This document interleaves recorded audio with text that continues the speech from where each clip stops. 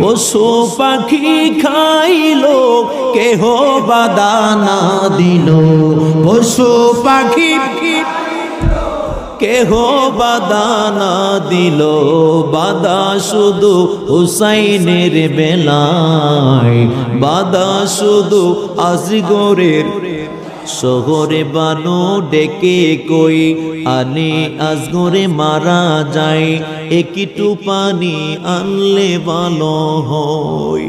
ইমাম কই শহরে বানু রে ওদের ভিতরে মায়া নাই রে, ইমাম কই শহরে বানু রে ওদের ভিতরে মায়া নাই রে, পানি তো দিবে না মনে হয়, পানি তো দিবে না মনে হয়। শহরে বানু ডেকে বলে আলী আসগর 6 মাসের ছেলে, ছোট শিশুর নাই কোনো অন্যায়, ওকে কুলে নিয়ে যান যায়া একটু পানি চান, ওকে কুলে নিয়ে যান যায়া একটু পানি চান, ছোট শিশুর নাই কোনো অন্যায়, ছোট শিশুর নাই কোনো অন্যায়।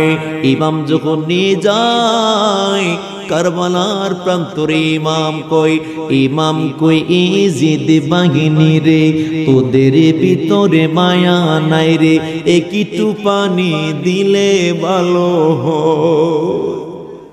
নিজের সন্তান যখন জান চলে যাচ্ছে, ইমাম হুসাইন ডাক দেখো একটু পানি দে, তোদের সাথে আমার দুশ্মনী থাকতে পারে কিন্তু আমার 6 মাসের বাচ্চার সাথে তো তোদের কোনো দুশ্মনী নাই। আল্লাহু আকবার।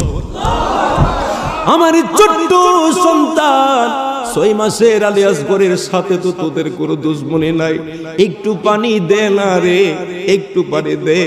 বলল তোমার সন্তানকে দেখতে তোমার নানার মতো দেখা যায়, একটু স্পষ্ট করে ধরো। স্পষ্ট করে ধরতে দেরি হয়েছে, স্পষ্ট করে ধরলো, সাথে সাথে চতুর্দিক থেকে তীর মারা হলো। একটা তীর আইসা ইমামে আলী আসগরের কলিজা বেদ করে ফেলছে, ইমামে আলী আসগরের কলিজা বেদ করে ফেলেছে। ইমামে আলী আসগরের কলিজাটা বের হয়ে গেছে তীরটা। ইমাম হুসাইন কান্না করতে করতে বাড়িতে গেলেন, যাইয়া ডাক দেখো শহর বানু রে, ও শহর বানু, জীবনে আর কোনোদিন পানির জন্য সন্তান কান্না করবে না। জীবন